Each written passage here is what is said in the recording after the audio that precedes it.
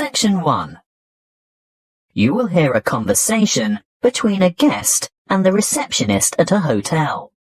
First, you have some time to look at questions 1 to 5. Now we shall begin.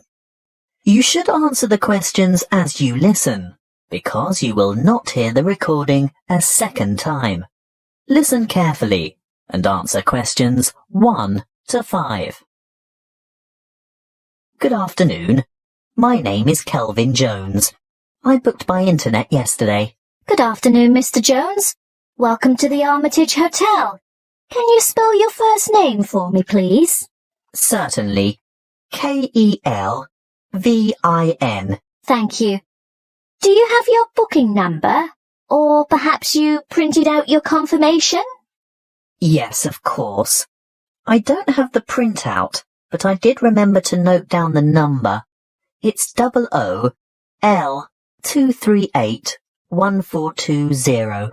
Thanks. OOL2381420. Oh, I see you've stayed with us before. Yes, on several occasions. And do you still have the same vehicle registration number? HQW5919? Well, no. This time I have the company car. And what is the registration number? Oh dear, I can't remember.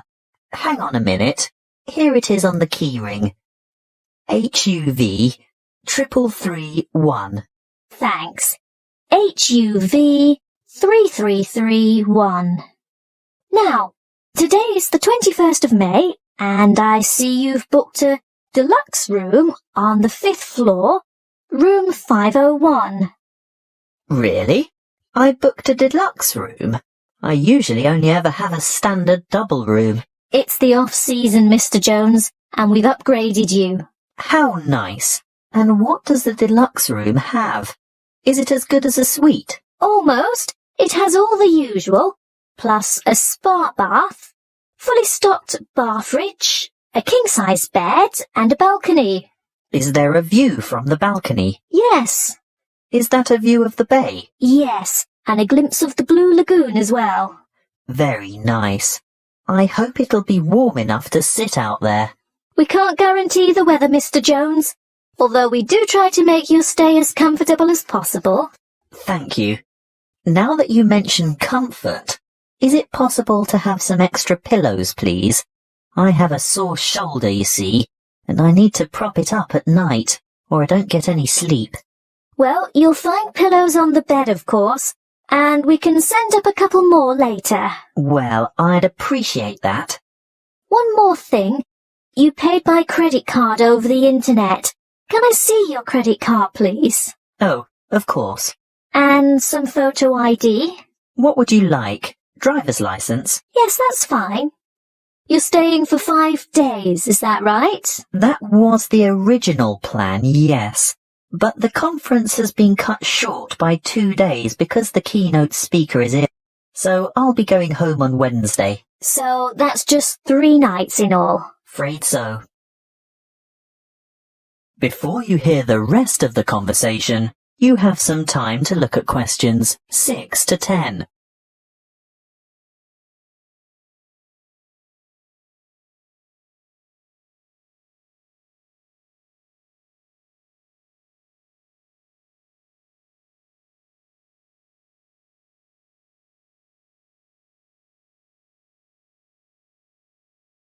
Now listen and answer questions 6 to 10. Is there anything else I can help you with? Actually, there is. The conference is in a building called Chancery Chambers, but I don't have any idea how to get there. Oh, that's the funny-shaped building on the corner of King and Richard Streets. It's quite straightforward, really, and only a few minutes' walk. Look, I'll show you on this map. Good. A map. I like to follow a map if possible. Right, well, step out the front entrance of the hotel and you're on Hop Street. Head south on Hop Street towards Gorse Lane and take the second on the left onto Vickers Street West. Go all the way down the hill past the Mexican cafe on your left, the Rebel Hostel on your right, and the big church on the corner of Allen Street. Oh, I think I know the one. It has a huge steeple. Yes, you're right. When you get to the bottom of the hill, you'll have to cross over the main street. What's the name of the main street? Mill Street. Mill Street. Ah, yes, there it is. Cross the main street and continue on to Vickers Street East. There's a big bank next to a bookshop on the corner. Go up the hill towards the entrance to the park. I've heard it's very beautiful. Oh, yes. Well worth a look when you've got some free time. Anyway, don't go in the park. Turn left into Kitchen Street. You'll walk past Bowen's Bistro. Actually, probably the best place to get a good lunch at a reasonable price. After Bowen's, take the second left into Baker's Lane. It's a very short street. Then take the first on your left onto King Street, and you should see the Art Deco Chancery Chambers building a bit further along on the corner of Richard Street. Oh, thank you for that. I'm most grateful. That is the end of section 1.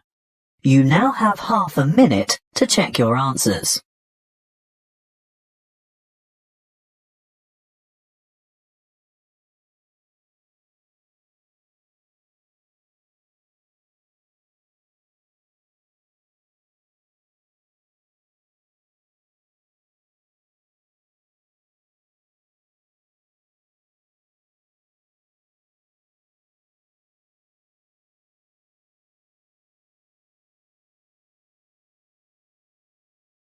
Now turn to section 2. Section 2. You will hear a recorded message by an employee of an investment society giving information about savings and investment options. First, you have some time to look at questions 11 to 13.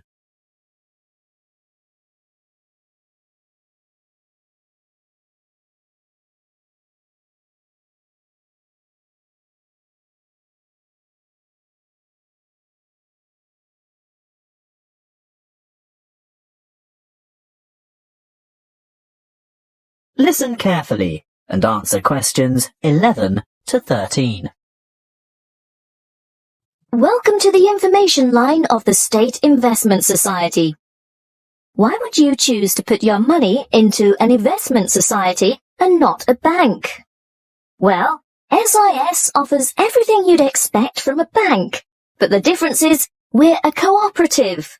We're 100% owned by our customers, people like you. And that means we always put your best interests first. You won't see our profits going into large foreign-owned finance corporations. No, you'll see them coming back to you and your local community. As a cooperative, we work hard to keep our fees competitive and absolutely minimal. Even better, we can advise you about ways to avoid fees. Here are some suggestions. Firstly, we recommend you carry out as much of your personal banking as possible with us. We won't charge account fees unless your account becomes inactive for some reason. See? No unnecessary fees. Secondly, if you maintain certain minimum account balances, you won't have to pay any transaction charges for transferring money between any accounts that have the same customer number, although there may be some service charges that apply, such as the establishment of automatic payments. So, how can we help you? Before you hear the rest of the talk, you have some time to look at questions 14 to 20.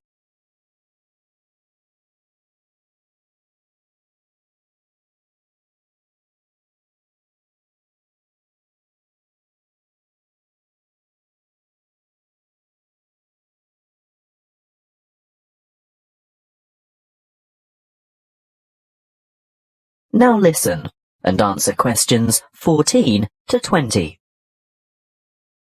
Let's look first at savings options. We can give you 3 options. Our internet account earns you interest from your very first dollar deposited. You don't have to maintain a minimum balance, and you earn a good interest rate from the start. Interest calculated daily and paid into your account monthly. You always have immediate access to your money by using the internet, text or telephone banking. What's more, there are no account or transaction fees. With our Stairs Saver scheme, the more you save, the higher interest you earn.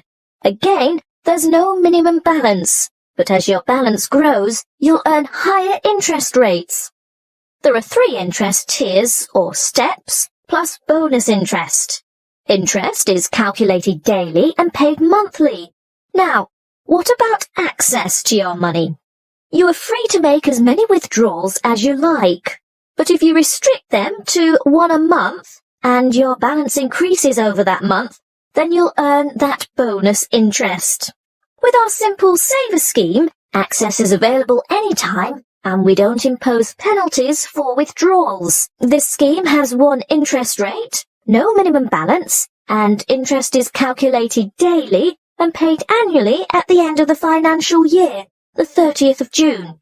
So, you can see that savings accounts are ideal if you're starting from scratch. Do you know you can open a savings account with as little as $10? They're usually the best choice for short-term financial goals. For the longer term, we recommend some kind of investment account. Let's take a look at our investment options. Starting with the safest, the most secure, low-risk option is a basic term deposit, starting with a minimum deposit of $1,000. Interest is calculated daily, but you can choose whether to have it paid out monthly, quarterly, or at maturity. What we recommend if you really want to see money grow is having interest compounded quarterly. You'll only get access to your funds when your term deposit matures, so be sure to think carefully about the amount of time before you lock it away. It could be anything from 6 months to 5 years. Bonds are generally a longer commitment, but they may bring better rewards in the future. There is a minimum deposit of $5,000 and interest is calculated daily. You may choose to have interest compounded quarterly or paid out quarterly. And of course, you'll have access to your money when your bond reaches maturity. Looking really long term, there is our retirement fund, which is of course a savings plan for retirement. There is no minimum deposit, but the good news is that you can choose to contribute a certain percentage of your income before tax is paid on it. As for interest, well, you choose a particular type of fund which has a different level of return depending on the level of risk. And access? Well, not before you turn 60 years old. As I said, it's a retirement scheme. That is the end of section 2. You now have half a minute to check your answers.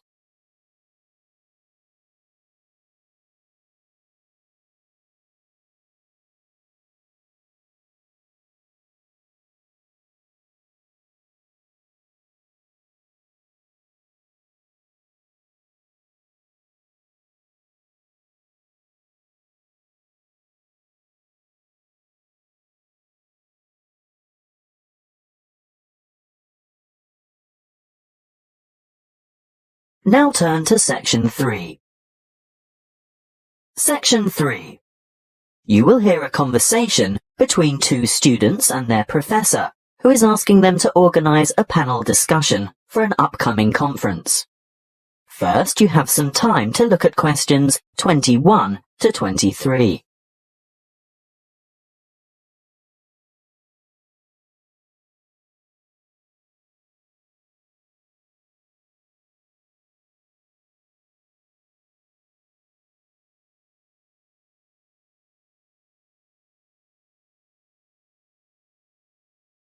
Listen carefully and answer questions 21 to 23.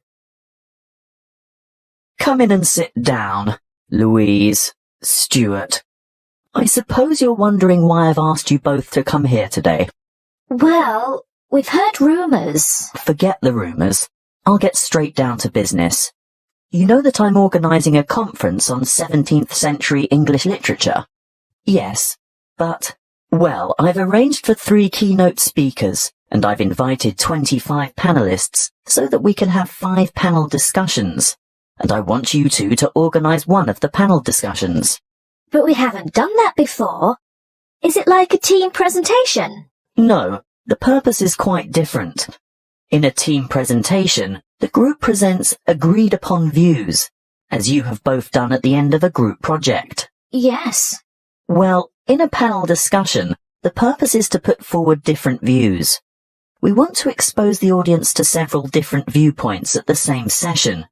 It can help the audience evaluate their own positions regarding specific issues, and if it's well conducted, it's usually more interesting than a single speaker forum. Before you hear the rest of the conversation, you have some time to look at questions 24 to 30.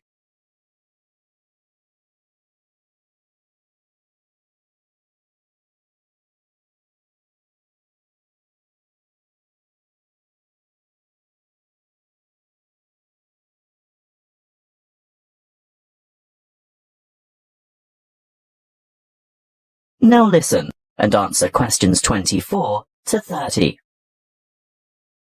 And what exactly do we have to do?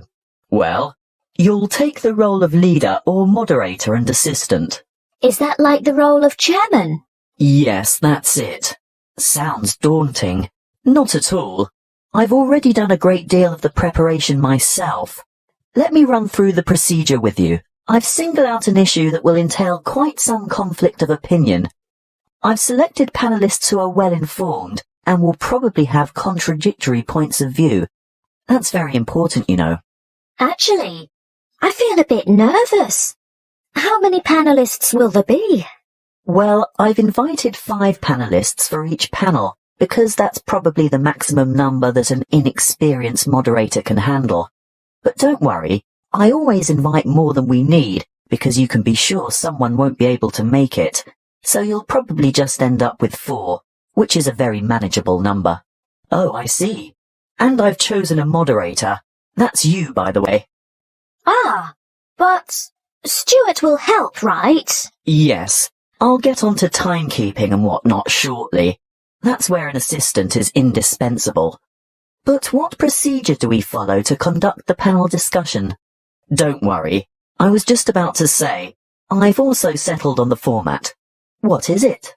There are various formats that can be followed, but I've always found this one to be very effective. Yes? Okay. Make some notes on these guidelines as I run through them, and ask me questions about anything you don't understand. We're ready? Firstly, the moderator introduces the topic and the panellists. But we don't know who the panellists are. Don't worry, I've prepared a short biographical introduction for each one of them, and I'll give you that information tomorrow. Oh, good. Next, the panellists are given a set amount of time to present their views on the topic. I'd say about 2 minutes each should be sufficient. Now, this is where Stuart's timekeeping is going to be important. You have to keep to the schedule all the way through, because the lecture room has only been booked for an hour. How do I indicate when the time is up? You stand off to one side of the panel, either with your back to the audience or hidden from the audience, but in full view of the panel and moderator. You have a digital clock or timer, and you hold up the appropriate number of fingers to give the number of minutes. When the time is up, you make a cutting gesture with your hand. Ah, but what if the panellists keep talking? Then that's your job to politely intervene and move on to the next segment, which is the discussion itself. Panellists discuss, ask questions, and react to the opinions of other panel members. This, of course, is their primary function, and should occupy about 60% of the allotted time. Stuart will watch the time, right? Yes, because you'll be making brief notes. Why? Well, when the time's up, the moderator shuts down the debate and provides a summary of the discussion. Oh, and then it's over? Well, no. The secondary function of the panel is to answer questions from the audience, and that should take up the remaining 15 to 20 minutes. It's the leader's role to recognise appropriate questions and reject those not related to the subject. During the question period, you must maintain strict control, and this will most likely be the toughest part of the whole job. Oh dear. Stuart will of course help you here by ensuring that as many people as possible have a chance to ask their questions, and that no one member of the audience tries to dominate. With about 5 minutes to go, he'll announce that there's time for only a couple more questions, then announce, last question. And then it's over. Not quite. You still have to acknowledge the involvement of the panelists and invite the audience to thank them with a round of applause. Should I clap too? Yes, you should both take part in the applause. That is the end of section 3. You now have half a minute to check your answers.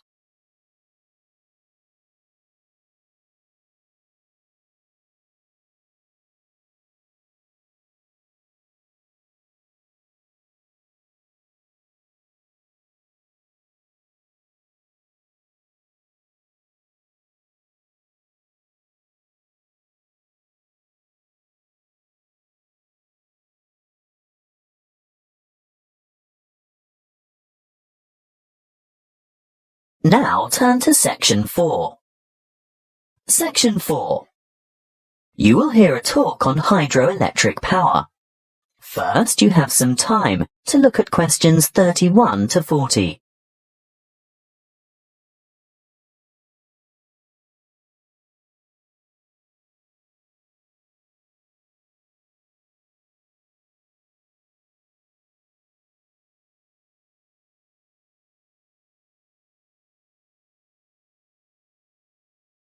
Listen carefully and answer questions 31 to 40. Welcome to our series on renewable resources. The topic today is hydropower. As you most probably know, hydro means water. So we are talking about using water to generate electricity. Of course, there are many ways to generate electricity, but hydropower is important to the community. Firstly and obviously because it's renewable. The Earth's hydrologic cycle of constant evaporation and transpiration provides a continual supply of water from rainfall and snowmelt.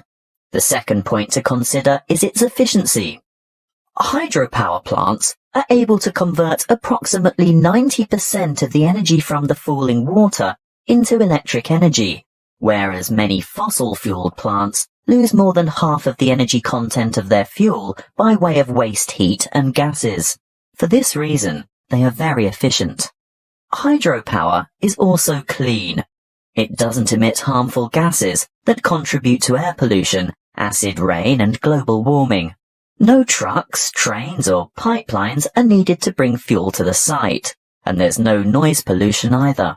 Furthermore, hydropower plant machinery is fairly simple and runs at slow speeds, which makes it reliable and durable. And hydropower units are flexible also. They have the ability to start quickly and adjust rapidly to changes in demand for electricity, thus enabling them to meet peak loads. But this also allows them to serve as reserve capacity and bring more stability to the power system overall. The dams that provide hydroelectric power also have other uses, such as navigation, flood damage reduction, water supply, recreation, irrigation, and low flow augmentation, but it's not the purpose of this talk to go into those details. How do the hydropower plants work? Well, a dam is built across a river, which captures water to form a reservoir, and raises the water level to create head. Think of head as the vertical distance that the water falls as it passes through the dam.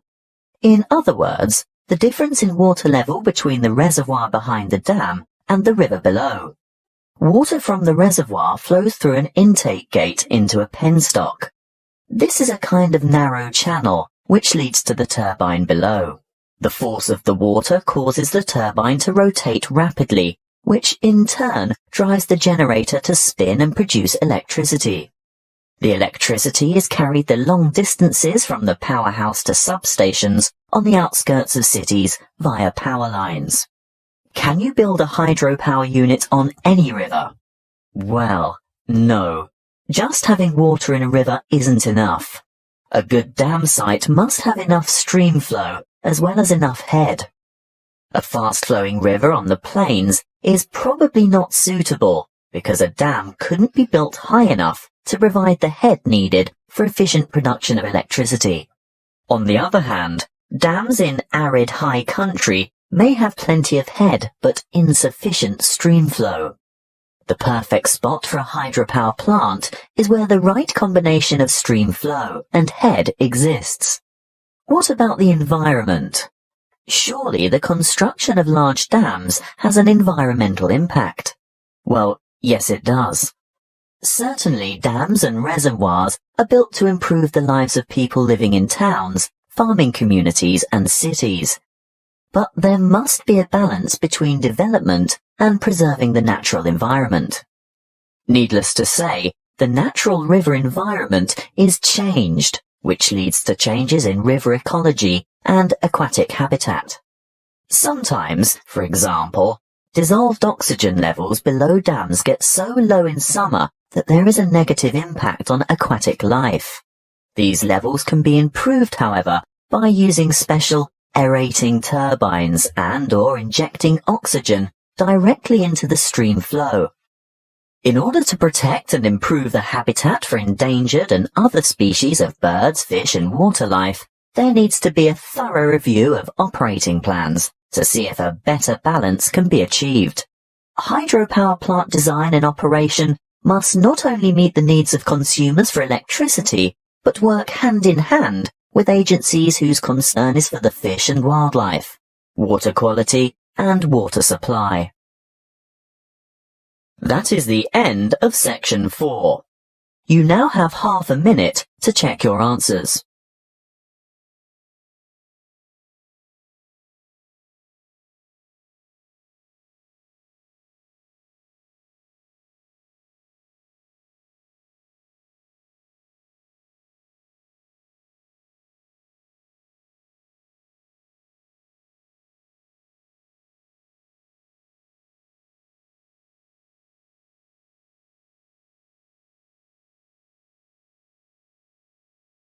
This is the end of the listening test. You now have 10 minutes to transfer your answers to the listening answer sheet.